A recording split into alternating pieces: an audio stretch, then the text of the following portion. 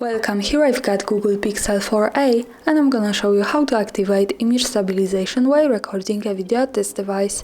So let's start by tapping on the camera button to open it, and for now we are in the standard photo mode.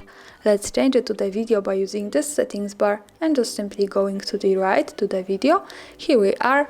Now let's move to the center to this button. When we tap on it, we can get access to some more video options. Here let's pick this button from the right and we can open the advanced camera settings. Now let's just simply slide a little bit down to the video settings, and here we have the video stabilization option. So by using this button we can easily turn it off and another tap to turn it on like that as we need.